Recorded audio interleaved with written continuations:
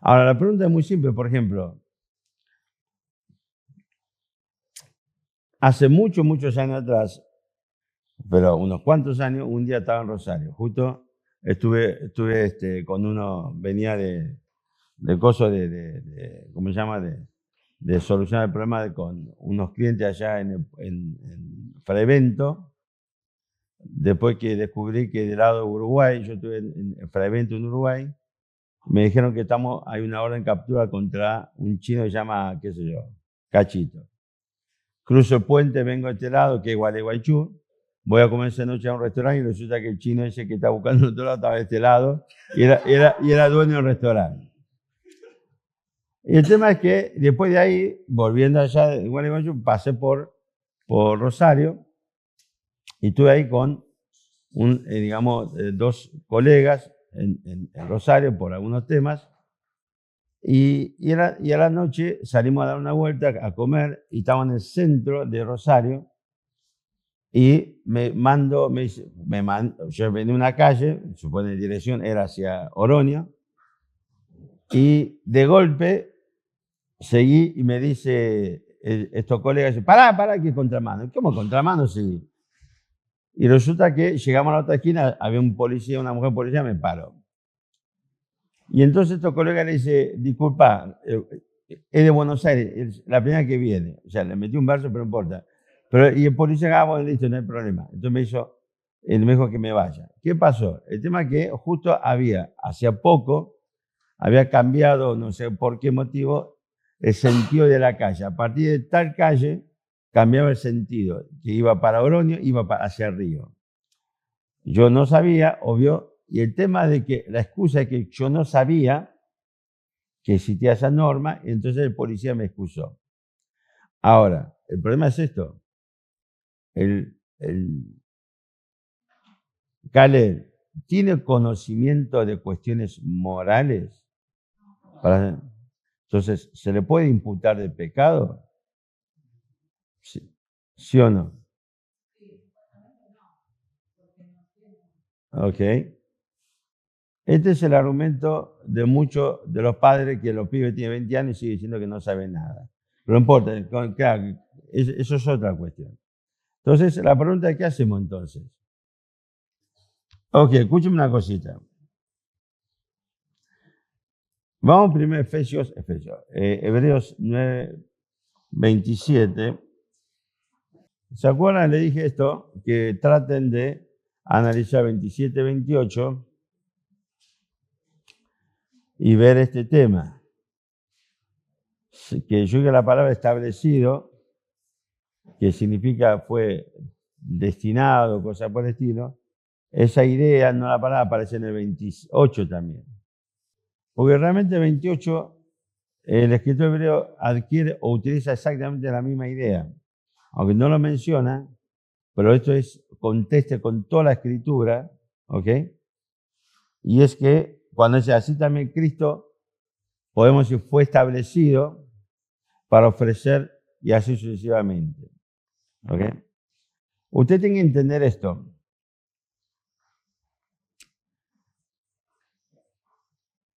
Nosotros hablamos del azar y cosas por el estilo. Si usted lee correctamente la palabra de Dios, va a entender que todas las cosas llegan a existir previamente por un plan establecido. ¿Ok? No es que las tres personas tenían un día y dijo, vamos, che, hagamos algo, ¿qué quieres hacer? No sé, vamos a jugar a Tinenti. Qué viejo, ¿se acuerdan a Tinenti? Entonces Dios dijo un día, jugamos esto, y vuelto dijo, che, no, ¿sabes qué? Me gustaría crear algo. Ah, qué interesante, bueno, vamos a crear algo. ¿Qué quiere crear? Y bueno, hagamos, y empezaron, y así salió la creación. No. Esto es un tema muy interesante. En teología se estudia lo que se llaman los edictos de Dios, y hay varias posiciones diferentes sobre esto, que es lo que se conoce precisamente dentro del rubro de cuando hablamos de un tema que se estudia en teología, se llama los lapsarianos, ¿ok? Y hay tres posiciones básicamente que provienen si se quiere, del sector que no es así, pero vamos a poner a simplificarlo, del calvinismo, y uno que viene del arminianismo. Y la realidad es que la posición correcta de los del lapsarianismo, el correcto es lo que se conoce como infralapsariano. Básicamente lo que se busca es, a través de lo que aparece en la Biblia, es entender de alguna forma, si se puede hablar decir esto, qué es lo que estuvo en la mente de Dios antes de crear todas las cosas.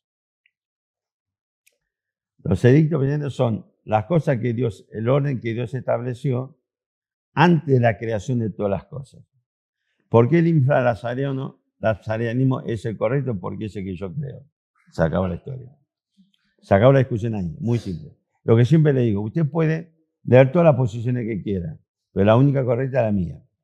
Así que ahora, el tema es esto. La creación es fruto de desarrollo de un plan de Dios. Entienda bien esto. Por eso, cuando le digo que usted tiene que leer Génesis 1 cuando habla de la creación, entienda que fue parte de un plan que Dios desarrolló en el proceso de la creación. No es que Dios simplemente dijo, vamos a crear porque se nos antoja la gana. ¿Ok? Es todo lo contrario. ¿Ok?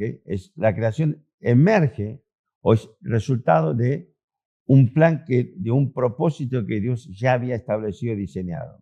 Ahora, dicho esto, o sea, nosotros a veces entendemos este tema de como que las cosas, como de alguna forma Dios va enmendando las cosas a medida que va sucediendo.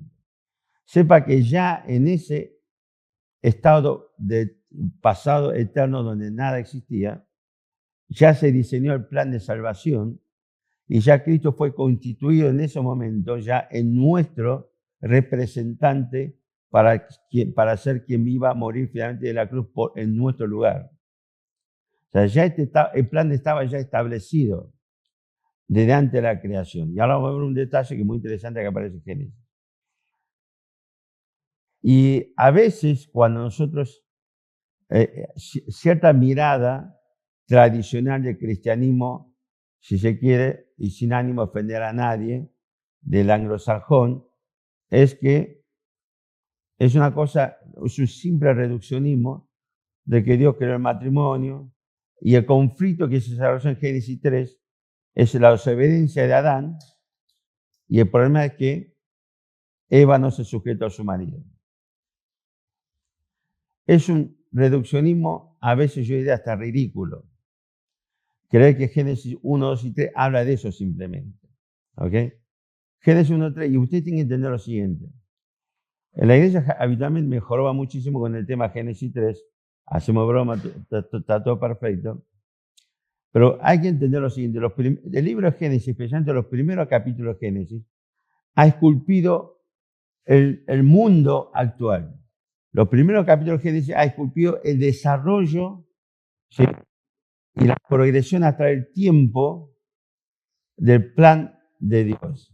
Y realmente Génesis, los primeros capítulos nos dan muchísima información acerca de lo que Dios, el plan que Dios diseñó, lo que Dios llevó a la práctica y cómo Dios proyecta finalmente a través del tiempo y en la Biblia lo que se conoce en esta materia que se llama hermenéutica, que es, reitero, son las reglas de interpretación de una escritura. Esto existe en todas las escrituras, no solamente con la Biblia. Cuando usted estudia o lee un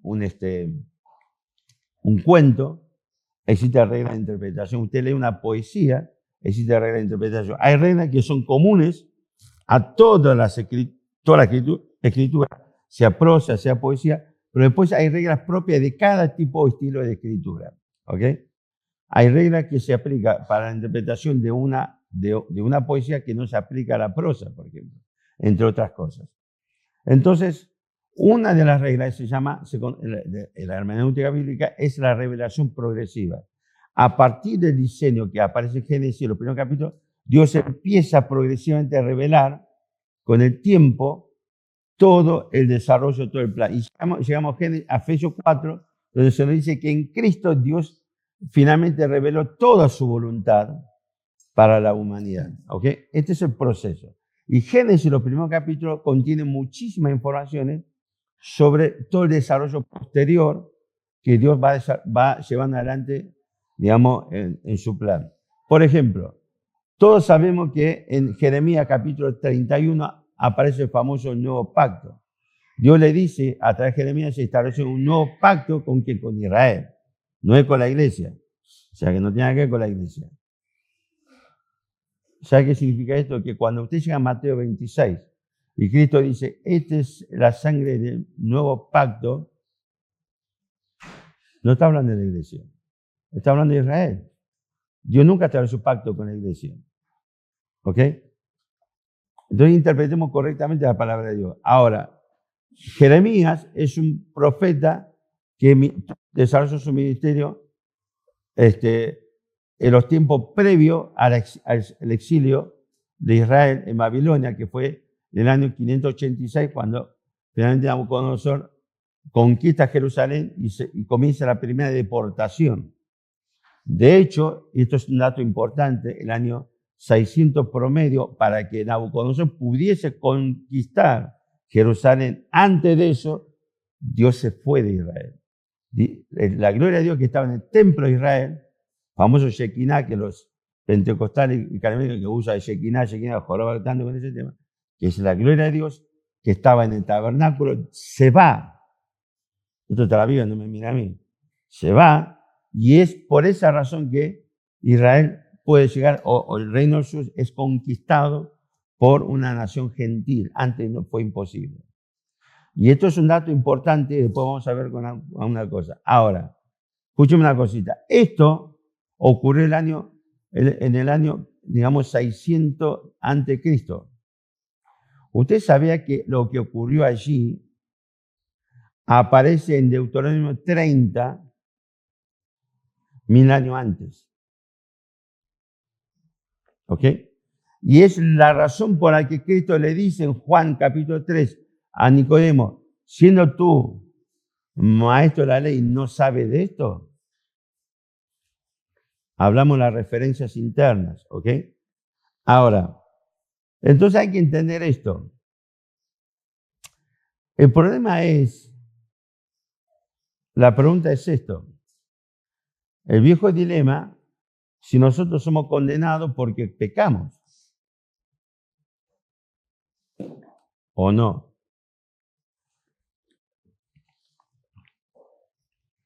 Y habitualmente yo lo he defendido muchas veces antaño esta idea. ¿Cómo puede ser que Dios condene a un niño que no conocía bien el mal? Claro, el problema es que yo tengo un problema acá en esta cuestión. El bien y el mal que el chico puede conocer depende de los padres. Si los padres tienen hijos de 1 año, va a decir el chico que tiene 1 año no conoce nada. Pero hay padres que tienen hijos de 5 años y dicen lo mismo. Es un niño, todavía no sabe bien el mal. Y hay padres que te lo llevan a los 40 años, ¿viste? Pero mi hijo es infradotado, ¿qué quiere que haga? Entonces, claro, queremos decir que nuestros hijos al morir se van al cielo porque simplemente no conocen bien el mal. ¿Seguro? Es un problema de que no estamos desconociendo las Escrituras. Hay que entender qué pasó en Génesis. A veces leemos, hace un par de campamentos atrás hemos descrito un poco lo que es el panorama de Génesis 3. Realmente, si entendemos correctamente, el panorama de Génesis 3 es súper oscuro. ¿Cuántos de ustedes, por ejemplo, supongamos, pensemos en el ejemplo de Arcadia? Ella ayer jugando, corriendo sin querer metió la pata por un pozo y se le hizo un esguince. Es correcto que los padres digan, pero vos sos una tonta, no sabés pisar, ¿qué haces con la pata? ¿Es correcto eso? Fue un accidente. ¿Ya me acuerdo? Ahora imagínate esta situación. Ella vino y dice, mamá, le quiero pegar una patada a Daniela. Porque no me gusta que imite a Steve Wonder cuando canta. Haga todo eso. Y entonces los padres dicen, no hagas eso porque está mal. Y ella decide pegar una patada igual, pero justo imbuido o poseído por el espíritu de Flash, hijo, con su velocidad mental y físico, ¿qué hizo?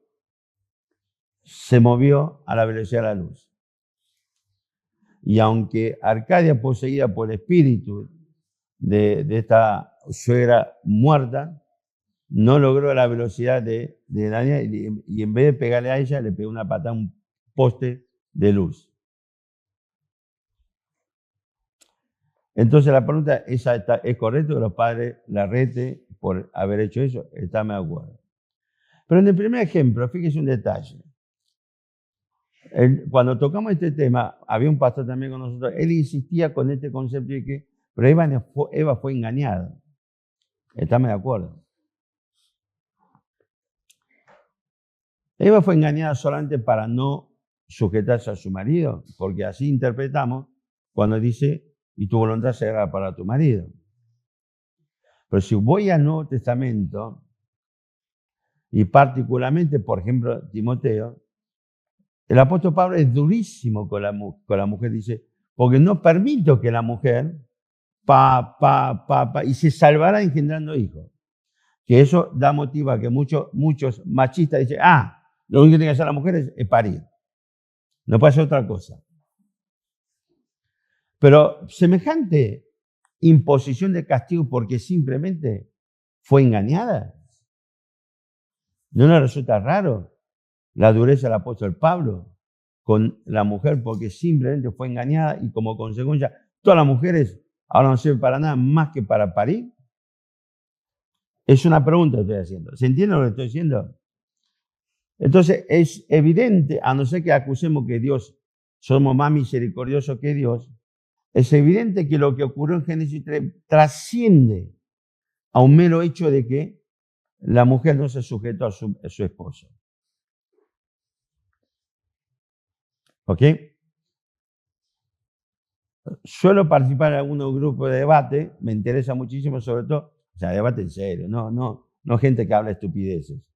Hay un pastor de Texas, Estados Unidos, que solemos conversar. El tipo hace años que me dijo, es incompatible, ¿sí?, el calvinismo con el dispensacionalismo. Estoy esperando que todavía me diga el por qué.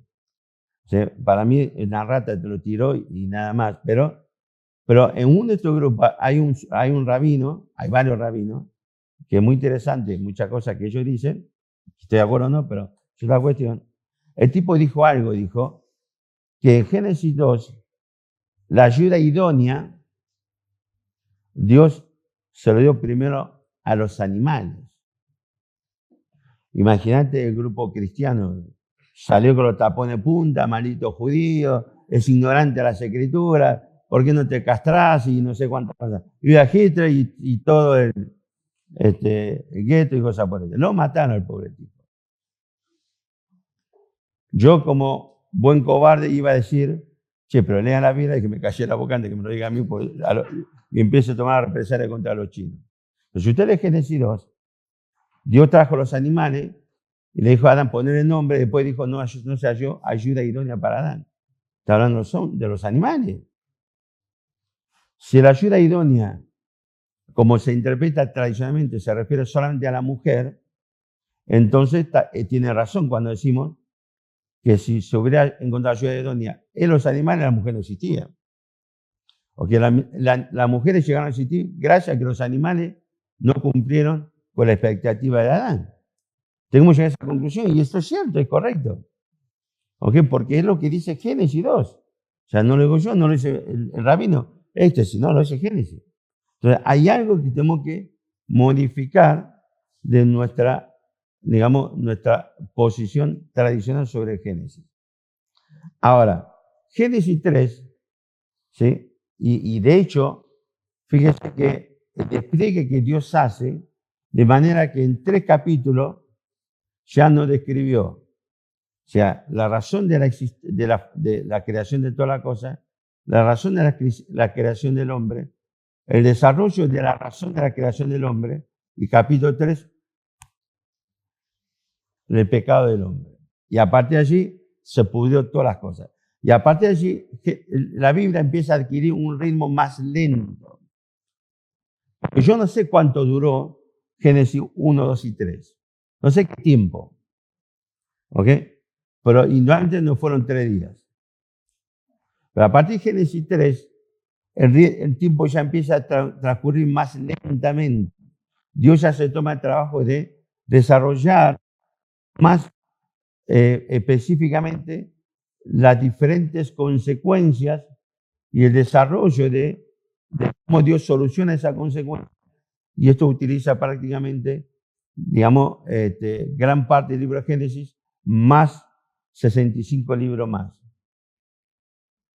Pero los primeros 3 capítulos de Génesis, el ritmo es súper vertiginoso. Dios quiso simplemente establecer claramente qué es lo que pasó y todo lo que viene a consecuencia de esto. En 3 capítulos, Dios nos habló de toda la creación, nos habló de la creación del hombre, nos habló del plan, del propósito de Dios con el hombre, nos dio algunos detalles del cumplimiento de este plan y finalmente la caída de Adán y Eva.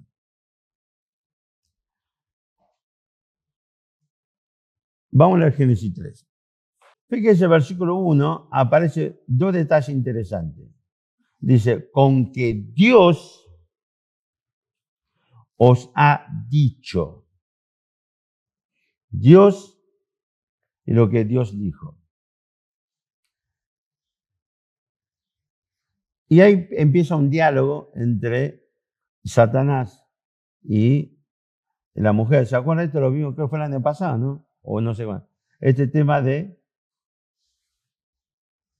Caperucita Roja. Un día la mamá le dijo, che, agarra este canastita, llévale, no sé qué le llevaba a la abuela, Caperucita Roja. No me acuerdo, ¿el cuento dice que le lleva algo? ¿Qué? Ah, pero no dice el contenido. Bueno, entonces llévale esta canastita a tu abuela. ¿Y qué yo lo me voy a morfar a Caperucita porque es una nena, la carne es tiernita, no a la abuela que está durísima? Lo tengo que hervir 40 horas para que se ablande un poquitito la vieja esta. Parece la carne ¿cómo se llama? Ay, ¿cómo se llama? Tu ex suegra, mira. Arcelia.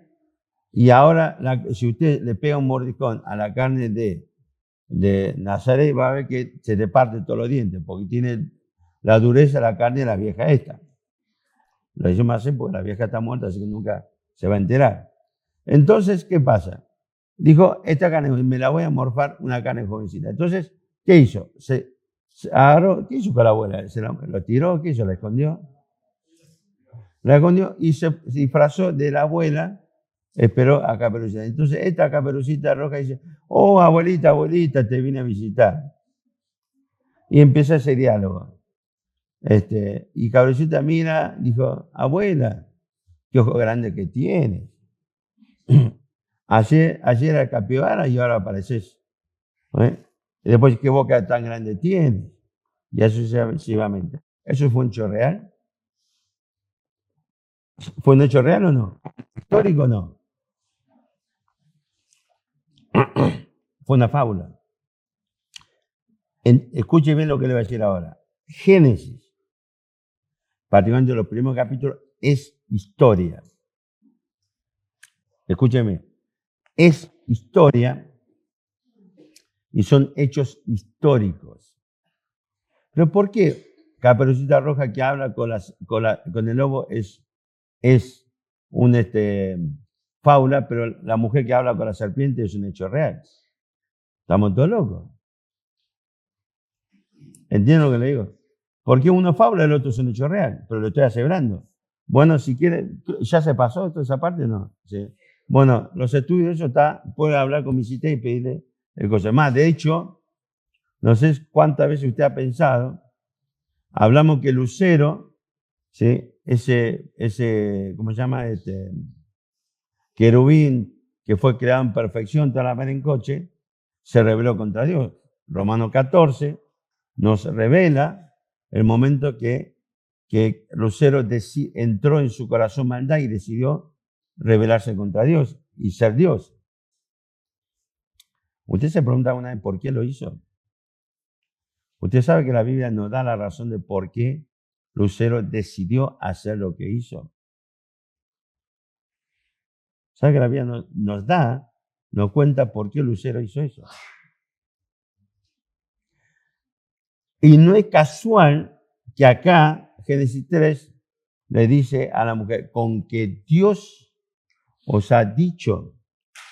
A partir comienza el diálogo y finalmente le dice, no me olvidarás, Dios es un mentiroso. Fíjese el versículo 4.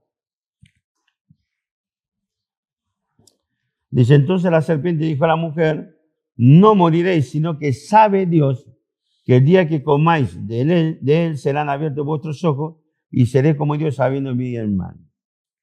Versículo 6 se produce un salto cualitativo hacia mal de manera, digamos, exponencial.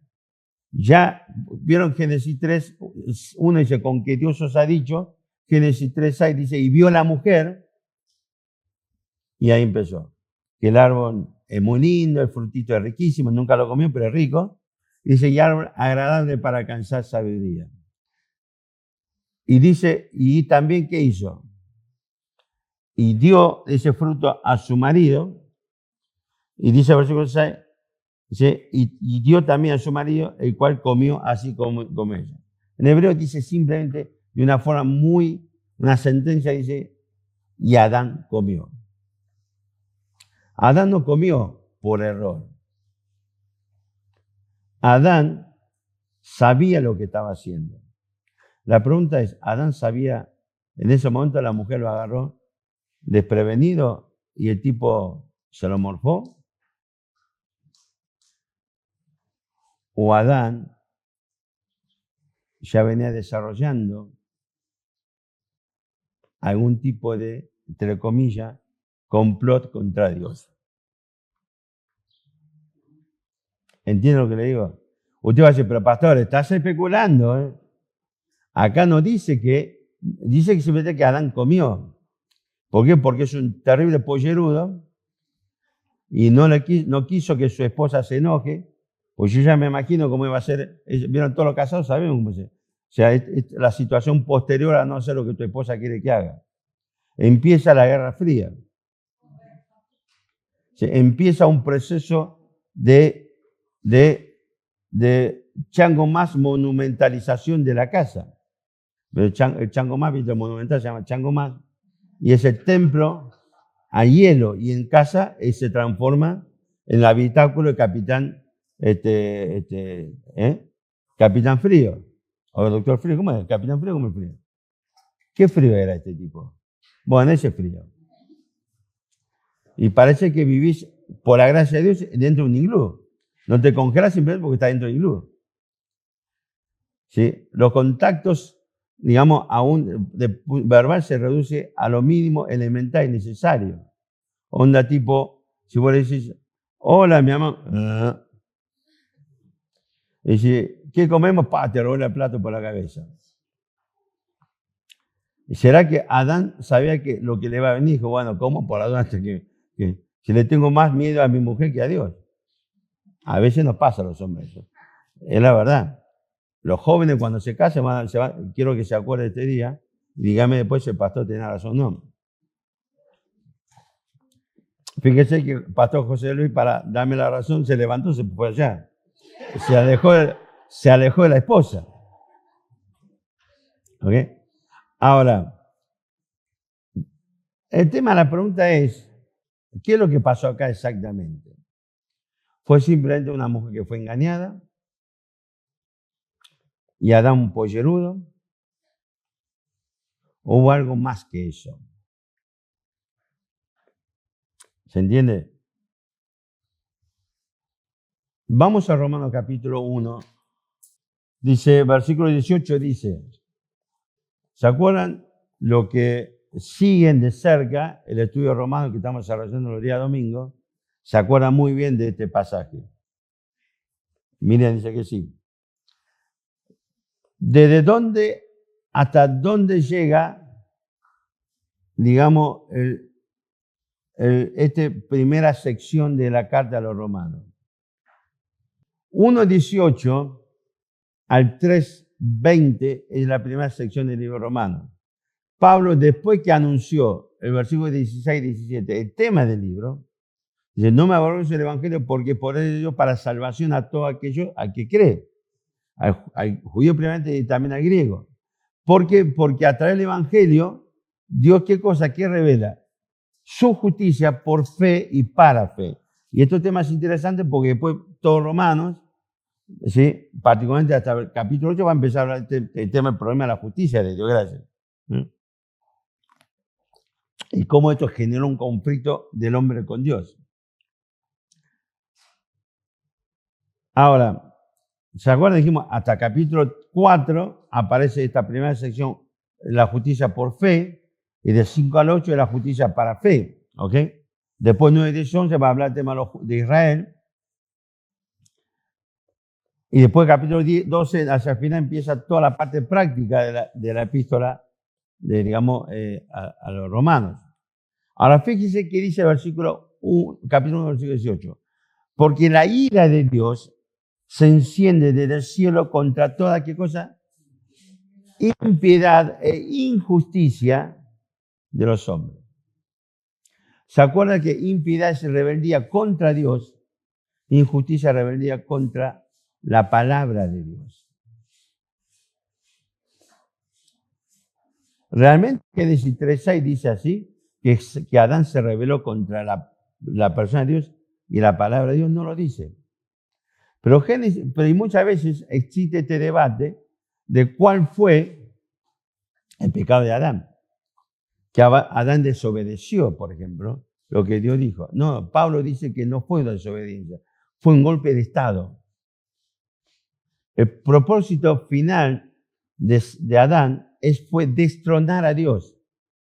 Porque esta es la propuesta que Satanás le dice a la mujer, seréis semejante a Dios. O sea, ustedes no necesitan de Dios, por lo tanto, destrone a Dios y ocupe el trono de Dios. El pecado de Adán fue un pecado deliberado, hasta me atrevo a decir, no lo puedo fundamentar, pero hasta me atrevo a decir que fue consensuado con la serpiente para destronar a Dios. La que faltaba ahí era la mujer, así que había que meterla en el paquete. Es decir, que el pecado de Adán no fue una mera desobediencia o un pollerudaje. Romano Pablo dice que fue un acto de rebeldía, una rebelión contra Dios y contra su palabra. Por eso dice, la ira de Dios se enciende, porque me parece trágico que simplemente porque pollerudeó y dice la ira de Dios se enciende del cielo contra toda impiedad e injusticia. Aquí está hablando del acto inicial de Génesis 3, cuando precisamente Adán, juntamente con su esposa, pero el problema es Adán, se rebela contra Dios y contra su palabra. El pecado de Adán no fue una desobediencia, fue una rebeldía abierta, deliberada, para destronar a Dios. Porque en esta frase de la serpiente fue muy claro, seréis semejante a Dios. Y así nace la moral subjetiva, es otro tema, pero ya lo hemos charlado muchas veces. ¿Se entiende el concepto? Entonces, lo que ocurrió allí fue algo extremadamente grave. Fue el intento precisamente de hacer literalmente, si se quiere, destrozar a Dios, matar a Dios de alguna forma, para hacer una forma, porque usted sabe que en todos los golpes de Estado, sobre todo en los tiempos antiguos, lo que se busca es matar al rey existente, a quien vamos a destronar, y todo lo que pueda competir conmigo por el poder. La semana pasada estuve en Chile. La verdad que nunca le presté atención, pero la semana pasada, cuando viajamos, yo creo que la avenida, se me fue el nombre, me dice la persona que nos está llevando, sí, dice, bueno, acá está la Casa de Gobierno. Miro así, digo, ¿pero esta es la Casa de la Moneda? Sí, dice. Y claro, usted sabe que el golpe de 72 de Pinochet contra Salvador Allende bombardearon la Casa de Gobierno. Tiraron abajo la Casa de Gobierno, la Casa de Moneda, y de hecho Salvador Allende murió dentro de la Casa de Gobierno totalmente aplastado, hecho percha, hasta dice que no se encontró su cuerpo, ¿ves? Y cosas por el estilo. Yo cuando vi la Casa de Gobierno dije, pero parece la choza de que está en el medio del bosque de Ciudad Vista, loco. La verdad, búsquelo, porque nunca se me ocurrió buscar. Uno piensa que siempre la Casa de Gobierno es una cosa impresionante. Hasta hoy, el único país donde no me merecía el respeto de la Casa de Gobierno es Paraguay, de lo que yo conozco. ¿Conoce la Casa de Gobierno de Paraguay? Es más o menos como en mi casa.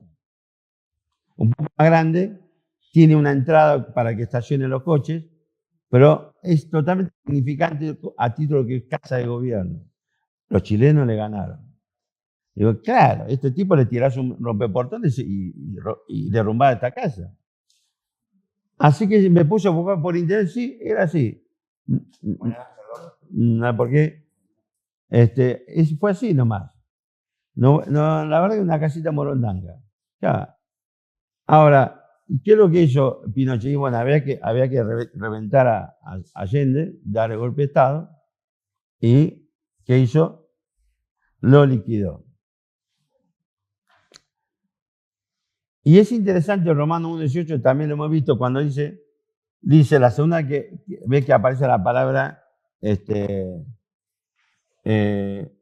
injusticia, dice, porque la ira de Dios se revela desde el cielo contra toda impiedad e injusticia de los hombres que detienen con injusticia la verdad. La segunda vez que aparece la palabra injusticia ya habla de la consecuencia.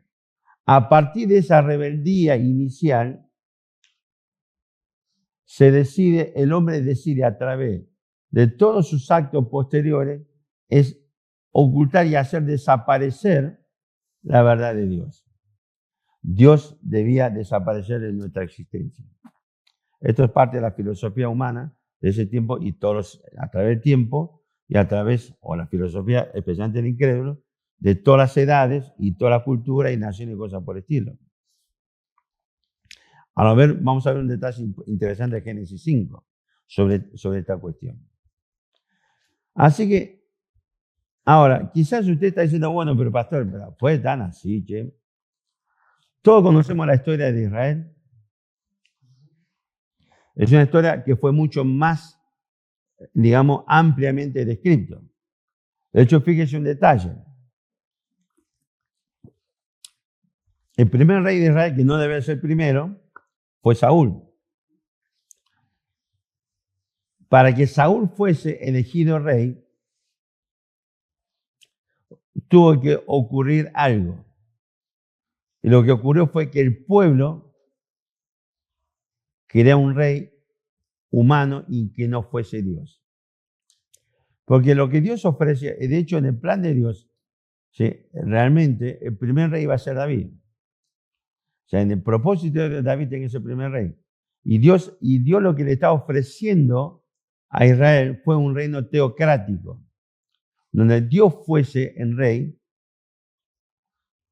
Israel que tenía que ser.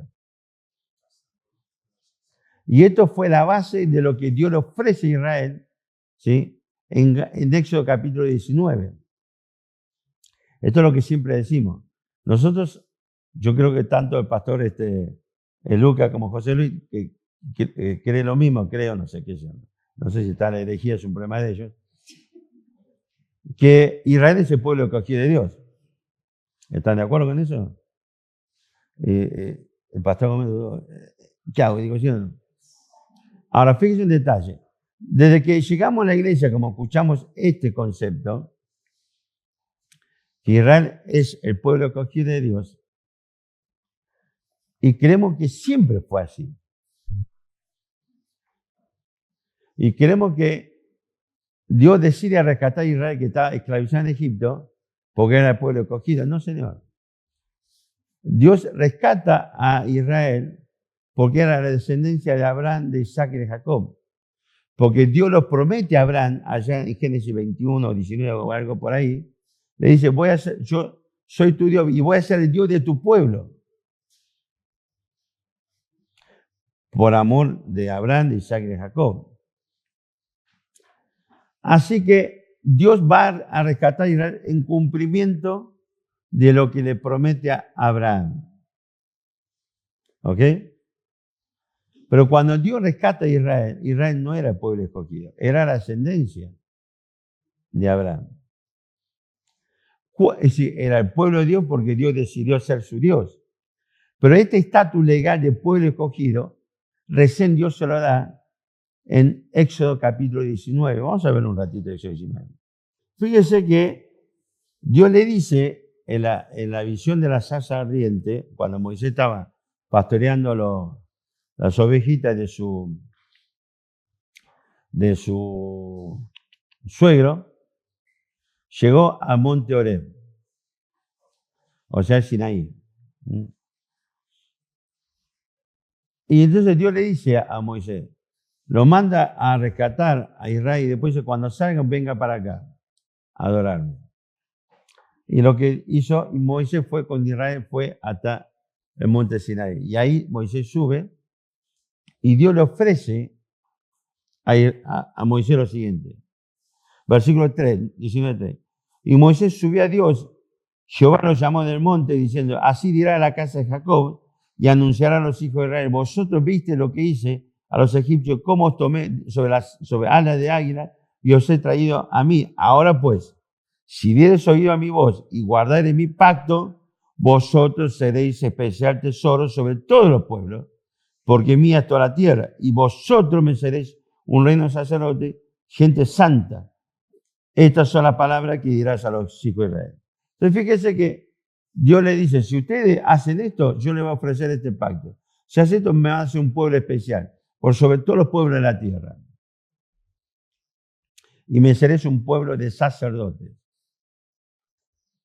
¿Ok?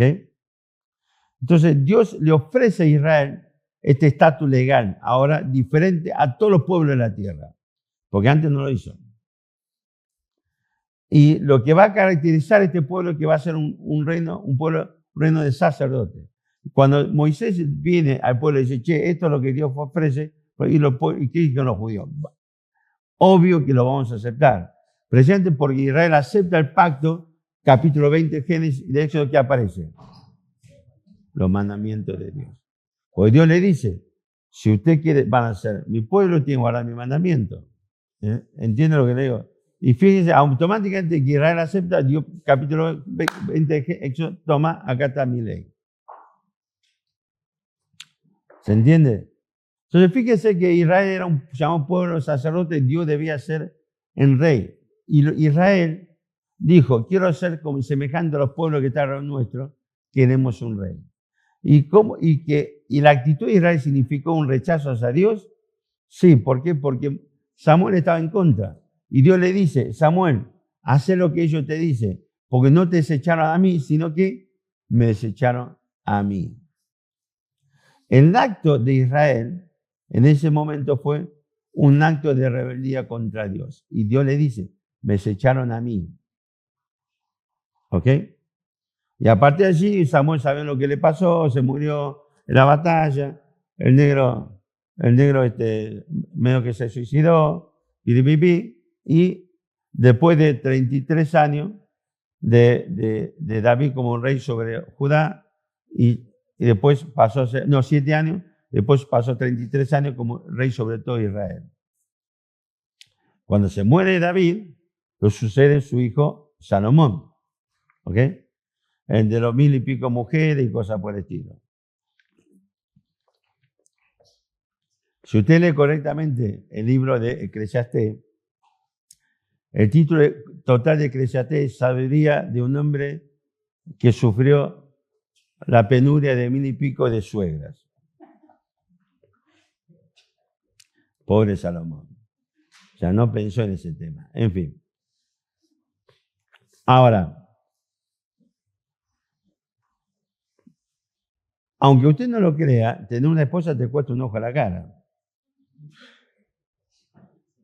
Yo lo comprobé hace un par de años atrás. Fuimos con algunos jóvenes de la iglesia y participamos de el congreso o conferencia de jóvenes de la iglesia del Templo Bautista en Córdoba, donde está pastoreando el pastor Víctor Cervantes. Los jóvenes se quedaron todos durmiendo dentro del templo. Hubo un problema de agua hasta que uno se bañó con el agua de la mochila de un inodoro. No, esto es en serio. Esto es historia de otro tema, pero fue un tema súper gracioso. Y entonces el pastor que nos dice, bueno, mi esposa y yo hagan vida de soltero ahora. El primer día de soltero me hizo caminar como 6 kilómetros. Sí, no, porque puse bien en Google, vos tenés el que cuenta los pasos que hace, bueno. Terminando el día, estamos bajando por las escaleras del shopping, Patio de Olmos, y literalmente bajaba y me temblaba la pierna.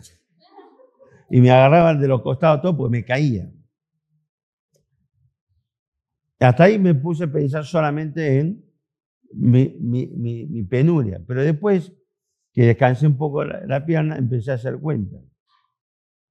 Claro, ¿vieron cuando uno trae novio? Ay, ¿te gusta comer esto? Vamos, te invito a comer tal cosa. ¿Te gusta esto? Qué lindo, toma un regalito. Me puse a dar cuenta de lo que gasté ese día, me quería matar. Digo, che, loco, esta guita gastado cuando está de novio, me tengo que suicidar. Así que cuesta. ¿Por qué después que nos casamos? Vieron que toda la esposa empieza a acusar a los hombres que el marido que este es miserable cuando está de novio. Claro, porque después que nos caemos en la cuenta de lo que nos ha pasado. Pero es que dice que el amor es ciego, pero el matrimonio es el oculista. Así que después recuperamos la visión y nos dimos cuenta de lo que nos chupó, nos sangró nuestra futura esposa.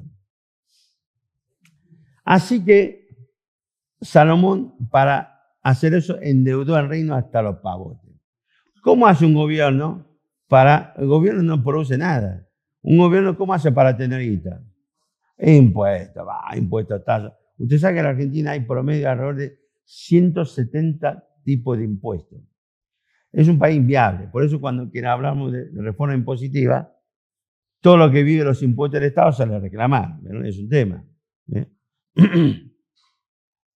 Y encima, si te atrasas con el pago de impuestos o la ganancia, encima, ¿qué hace el arca? Te retiene, ¿sí?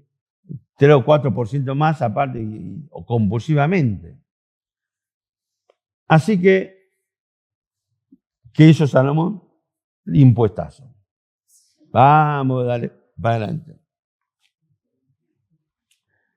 Yo tengo un caso donde mi cliente estaba en pareja con una chica. El día que se separó, la suegra le hizo una denuncia, o la ex suegra, de robo, estafa, toda la mano en coche. Le denunció que él le robó la tarjeta de ella, que lo tenía, estaba en poder de su hija, y con eso hizo compras a través del Mercado Pago y no sé cuánto, Mercado Libre, cosa por el estilo. Cuando fui a ver el expediente y vi el monto de la denuncia y que el fiscal le dio curso a esa denuncia y tuvimos 2 años con ese juicio, lo acusó de que hizo una compra por Mercado Libre de 4.700 pesos. No, hemos insumido los gastos del Estado, llevan ante un juicio por 4.700 mangos. Le digo, dejate ya, pero tomá, te doy 5 lucas y matate, vieja loca. Fue así, esto es sincero, no es broma. O sea, ¿saben? Yo contento porque, obvio, no te voy a cobrar 4.700 pesos. ¿Qué te pasa? Muy bien, viene el campamento, hermano. Ahora, por esa razón, cuando Salomón se muere, asciende al trono ¿quién? Su hijo Roboam, y todo Israel vino digamos, al acto de asunción de Roboam. Y le dice, che, Roboam, déjate jorobar la paciencia. No tenga 1.200 mujeres o 1.500 mujeres. No haga la estupidez de tu viejo. ¿sí? Casate con una y dejate hinchar. Alegrate con una sola y punto. Y liberarnos de esta carga de impuestos que tu viejo nos está asesinando. Y entonces Roboam dijo, aguanta que voy a buscar consejo. Consulta con los, le estoy tratando de simplificar, pero si no, léalo después, que está toda esta historia. Consulta con los consejeros de su padre, y los consejeros de su padre dicen, sí, tiene razón, che, pueblo, escuchar, pueblo. Es un reclamo justo. ¿Sí? Empezar a reducir impuestos, hacer una reforma impositiva y empezar a reducir impuestos. Y va y escucha y va a buscar consejos de los amiguitos con los que crecieron. Vieron que uno de jovencito hasta tiene todo ese ímpetu que cree que puede llevar el mundo adelante a patada limpia. Que dijo, no, se quejaron estos malditos judíos, nada, caña, más duro, vamos más latigazo, nada, no aflojás un mango. Todo lo contrario, ahora lo vas a reventar con más impuestos. ¿Qué hizo Roboam? Escuchó. Más allá que sabemos, porque ya estaba, Dios ya manifestó su voluntad y iba a dividir a Israel. Y el hecho que Dios utilizó fue esto. Y Roboam dijo, si mi viejo lo reventó impuestazos, yo voy a ser más despiadado. Entonces aparece un tal Jeroboam en que encabezaba gran parte de Israel, dijo, Israel, a sus tiendas no tenemos nada que ver con la casa de David. Y se las tomaron. Israel se dividió 10 tribus en el reino del norte y 2 tribus, Judá y Benjamín, se transformaron en el reino del sur. Reino del sur con capital en Jerusalén, reino del norte con capital en ¿dónde? Tuvo 3 ciudades capitales, que metieron los 3 nombres, palabra que lo invito a comer a Puerto Madero. Samaria fue la última capital, indudablemente. Ahora, el reino del norte, todos los reyes que tuvieron, jamás hubo un rey bueno. De hecho, Jeroboam, desde el punto de vista político, lo que ha hecho fue algo no bueno, buenísimo. O sea, políticamente, ya algo totalmente correcto. Porque agarra a Jeroboam y dice, che, está todo bien, ¿no? Dividimos el reino, somos 10 tribus, yo soy el rey, está buenísimo hasta acá, pero hay un problema.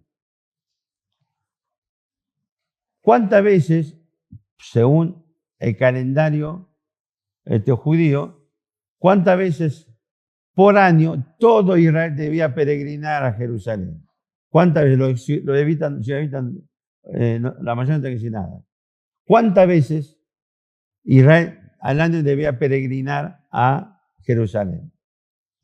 La Pascua es uno. ¿Estamos de acuerdo? Tabernáculo es el otro. Por eso, Hechos 2 están todos en Jerusalén, 50 días después de Pascua. Y el otro, el Sukkot. ¿Ok? La fiesta de la cabaña. Debían ir a Jerusalén. Entonces, Jeroboam dijo, a ver, no separamos, pero 3 veces van a ir a Jerusalén. Van a encontrarse con sus hermanos del sur. Van a ir a adorar al mismo Dios. Y se va a empezar a aflojar el cuore. Y va a empezar a extrañar. Y van a empezar a ver qué lindo que es todo esto.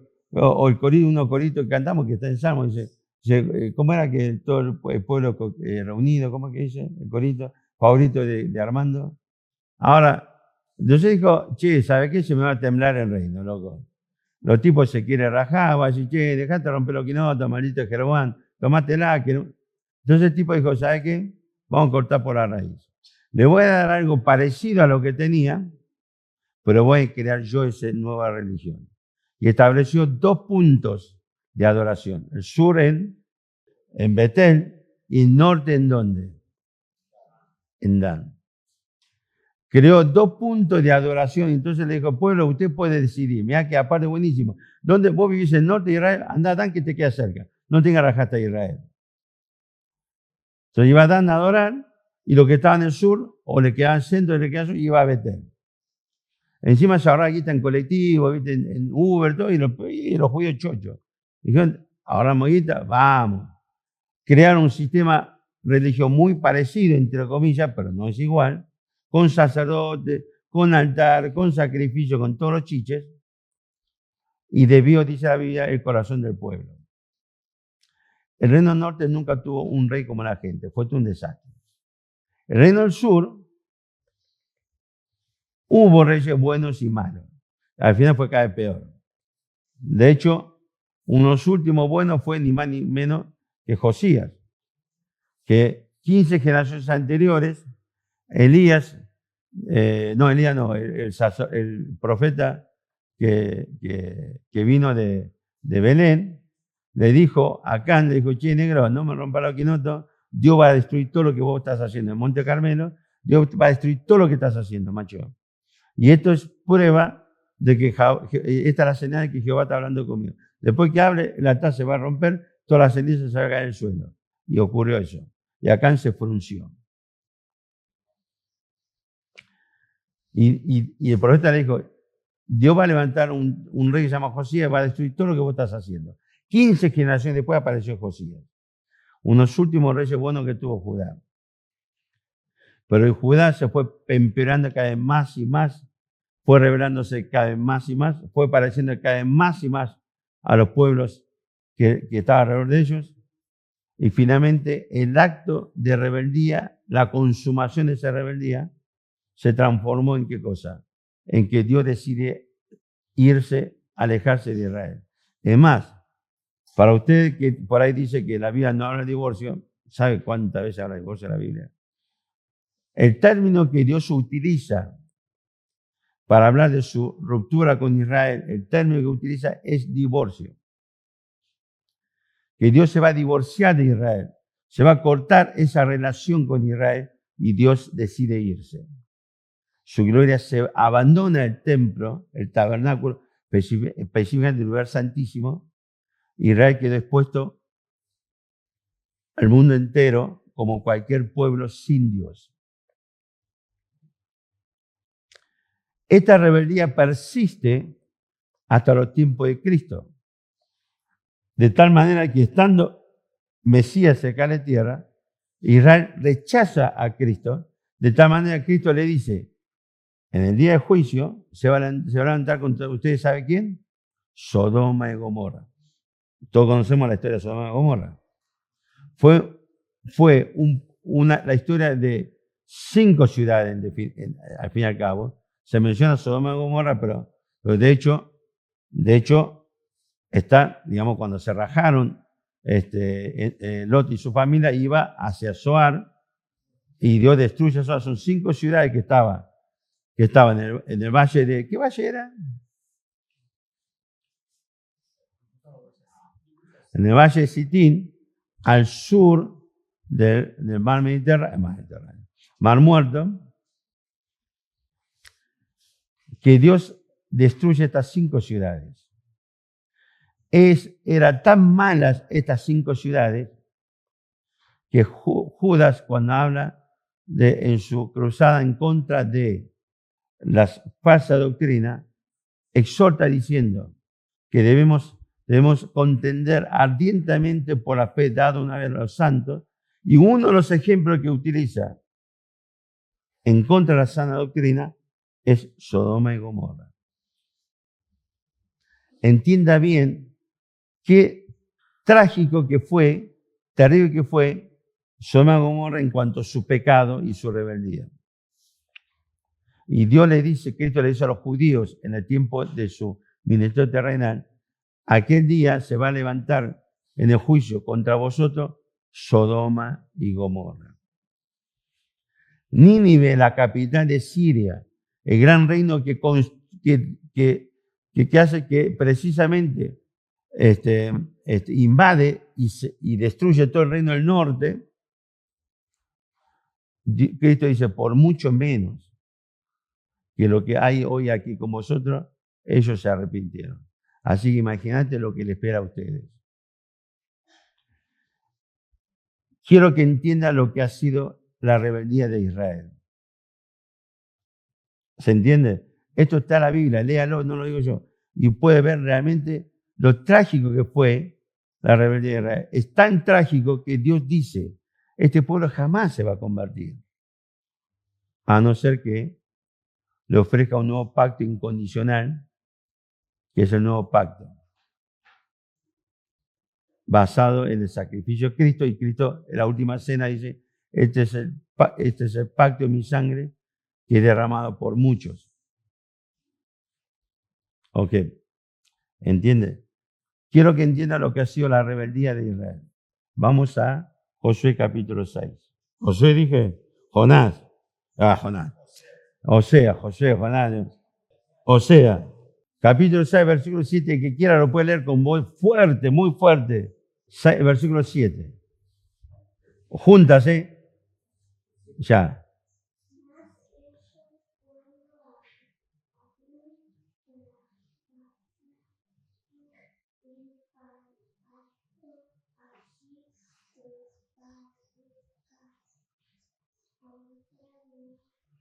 Ya está, ahí está. Fíjese, dice así, mas ellos, ¿quiénes son ellos?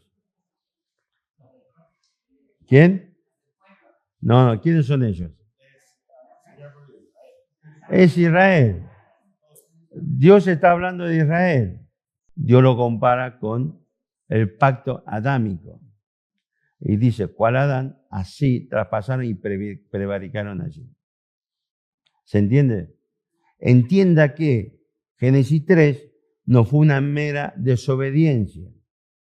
Y Dios está comparando la rebeldía de Israel, dice, es igual que la rebeldía de Adán. Es igual que la rebelión de Adán. Decidieron rebelarse contra mí y contra mi palabra. ¿Se acuerdan de la película Salchicha? Esto para lo que han visto. Desplazar a Dios de la moral de Dios es un acto de rebeldía contra Dios. La más forma de creer en Dios y desplazar la palabra de Dios es una rebeldía contra la palabra de Dios. La fe para la salvación significa creer en Dios y creer en su palabra. La obediencia al cristiano significa rebeldía, significa sujeción a Dios y a su palabra. Siempre. ¿Se entiende lo que le estoy diciendo? Es lo que le cuento, que tenía una amiga que siempre que ella decía que era creyente, cuando uno le decía, che, la vida dice esta cosa, ella se atajaba y decía, ay, no, Dios, Jesús, Él sabe que yo lo amo, Dios, vos conocés mi corazón que te amo. Y seguía pecando. Entonces, este es el tema, le digo. Lo que ocurrió allí no fue moco de pavo. De tal manera, para terminar, vamos a Génesis capítulo 5. Génesis 3:5 dice, versículo 1. Este es el libro de la generación de Adán. El día en que Dios creó al hombre, a semejanza de Dios lo hizo. Varón y hembra los creó. Y los bendijo, llamó el nombre de ellos Adán, el día que fueron creados. Y vivió Adán, versículo 3, 130 años y engendró un hijo, ¿qué cosa? A su semejanza, conforme a su imagen. Hermanos, cuando hablamos de la naturaleza pecaminosa y hablamos de la transmisión de esa naturaleza a partir de Adán, aquí empieza. Si usted lo dijo hasta hoy, lo dijo y es correcto, sepa que aquí empezó. Ya Adán, luego de su pecado, su rebeldía, entienda bien, ese pecado de Adán ha destruido de tal manera la humanidad entera, y esto es importante entenderlo, por el tema de primer y postrer Adán, que a partir de Adán, toda la humanidad entera va a nacer en un estado de total y absoluta rebeldía contra Dios y su palabra. Vamos a ver un poco mañana de todo esto, para que entienda de qué estamos hablando. A veces no somos conscientes de la destrucción del pecado y particularmente del pecado de Adán. Sabemos ahora que en el pacto adámico, Adán fue constituido en cabeza, usted va a encontrar los comentarios que habla de cabeza federal de la humanidad, es decir, la cabeza de toda la humanidad, básicamente. Bueno, no sé por qué pueden federal, pero es así. Y a partir de Adán, toda la humanidad nacemos con esa semejanza con Adán. No que no somos creados en la imagen de Dios, seguimos, es otra cuestión, pero todos nacemos ahora con la semejanza de Adán, de una naturaleza total y absoluta corrompida. No sabemos a ciencia cierta cuáles son todas las derivaciones y las consecuencias del pecado de Adán. No sabemos. Tenemos algunos indicios y alguna cosa que nos revela la palabra de Dios. Le hago esta pregunta.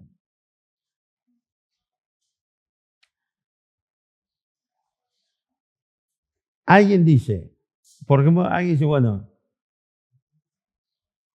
necesito ayuda para, qué sé yo, correr ese banco. ¿Cualquiera lo puede hacer? ¿Sí o no? Cualquiera puede correr ese banco.